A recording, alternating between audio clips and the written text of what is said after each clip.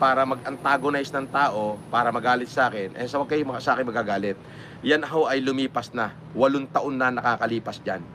2018 ho yan, 2026 na ngayon, o kinakalkal nila yung basura para magalit sa akin ng tao.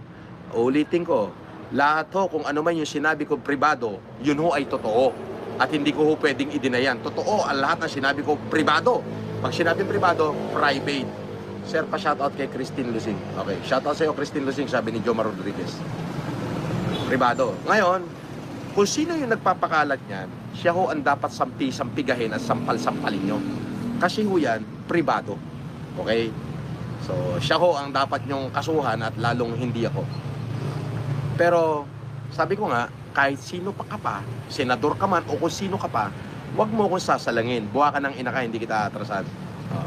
Kompleto ako ng dokumento, pati yung kaso, pati yung paghihiring natin sa Quezon City, kompleto ako, okay? Dahil kabahagi ako niyan, okay? So, nasa akin yan, nakatago. Pero, ulitin ko, hindi ko yan nilabas para manira ng kapwa ko. Kung sino yung naglabas niyan, yun ang sampal-sampalin nyo sa mukha. At kung sino yung nagpapakalat niyan, yun uli yung sampal-sampalin nyo sa mukha. Dapat, Senator Manny Pacquiao, sinampal-sampal mo sa mukha yan si Makagago eh.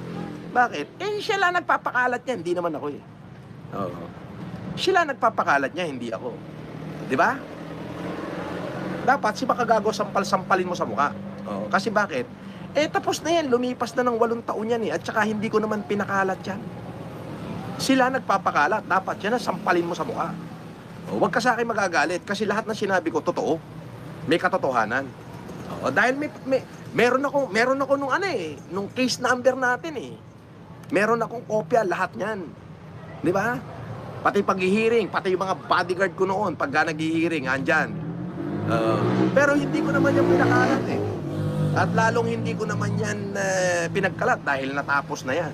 Siguro nung mga unang araw, nung hindi pa na nagkakaayusan lahat, nung hindi pa na ibabalik ni Bernard yung pera ko, maaaring nakapagsalita ako ng ganyan. Pero hindi para ipakalat kung kanino man. Di ba? So kung sino nagpapakalat ng pribadong usapan, yun ang dapat sampal-sampalin mo at yun ang dapat ang kasuhan mo. Katulad ni Makagago. Di ba sila ang grupo niya nagpapakalat yan eh.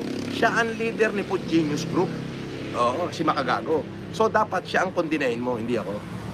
Huwag ka magagalit sa akin. Okay?